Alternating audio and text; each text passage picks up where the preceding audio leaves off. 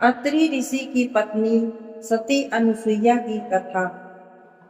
उनकी पति भक्ति की लोक प्रचलित और पौराणिक कथा। एक बार नारद जी विचरण कर रहे थे, तभी तीनों देवियां माँ लक्ष्मी, माँ सरस्वती और माँ पार्वती को आपस में विचार विमर्श करते देखा। तीनों देवियां अपने अपने सतीत्व और पवित्रता की चर्चा कर रही थी। तभी नारद जी उनके पास पहुंचे और उन्होंने उन्हें महामुनि अत्रि की पत्नी अनुसुईया के असाधारण पातिव्रत्य के बारे में बताया। नारद जी बोले, उनके समान पवित्र और पतिव्रता तीनों लोकों में नहीं है। तीनों देवियों को मन में अनुसुईया के प्रति ईर्ष्या होने लगी। तीनों देवियों ने सती अनुसुईया के पातिव्रत्य को खंडित करने के लिए अपने पतियों को कहा। तीनों ने उन्हें बहुत समझाया, पर वे राजी नहीं हुए। इस विशेष आग्रह पर ब्रह्मा, विष्णु और महेश ने सती अनुसुईया के सतीत्व और ब्रह्मा शक्ति परखने की सोची।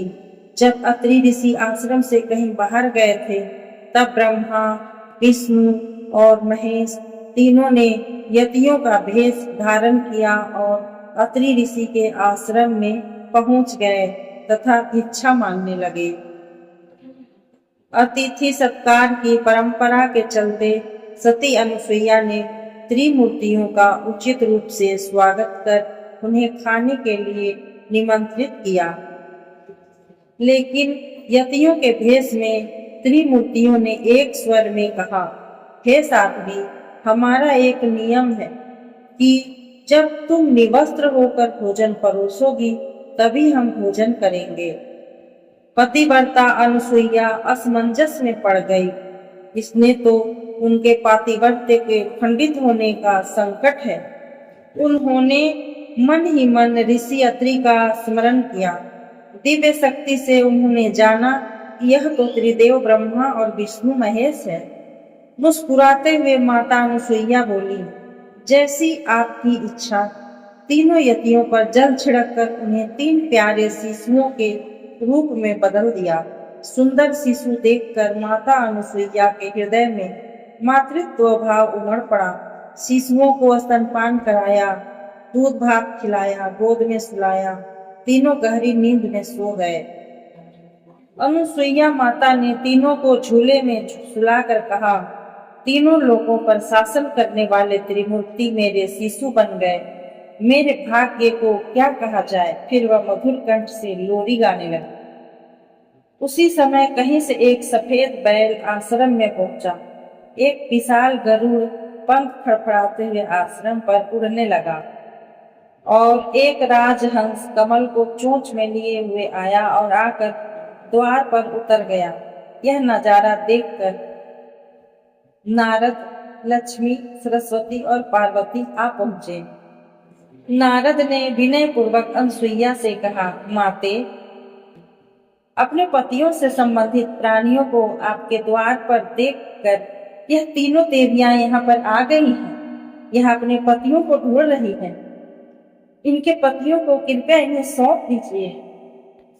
अनुसुईया ने तीनों देवियों को प्रणाम करके कहा, माताओं, झूलों में सोने वाले शिशु अगर आपके पति हैं तो इन्हें आप ले जा सकती हैं। लेकिन जब तीनों देवियों ने तीनों शिशुओं को देखा तो एक समान लगने वाले तीनों शिशु गहरी निद्रा में सो रहे थे। इस पर लक्ष्मी, सरस्वती और पार्वती भ्रमित होने लगी। नारद ने उनकी स्थिति जानकर उनसे पूछा, आप क्या अपने पति को पहचान नहीं सकती? जल्दी से अपने अपने पति को गोद में उठा लीजिए। देवियों ने जल्दी में एक एक शिशु को उठा लिया।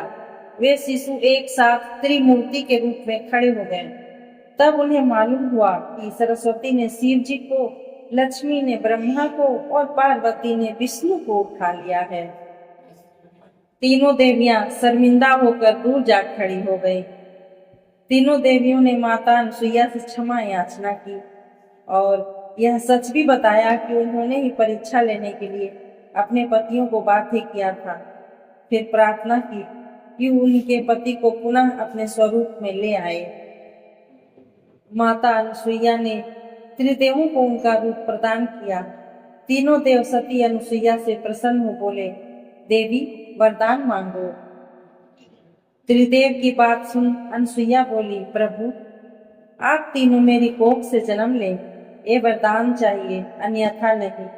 तभी से वह माँ सती अनुसुईया के नाम से प्रख्यात हुई तथा कालांतर में भगवान दत्तात्रेय रूप में, भगवान विष्णु का चंद्रमा के रूप में, ब्रह्मा का दुर्वासा के रूप में, भगवान शिव का जन्म माता अनुसुईया के गर्भ से हुआ।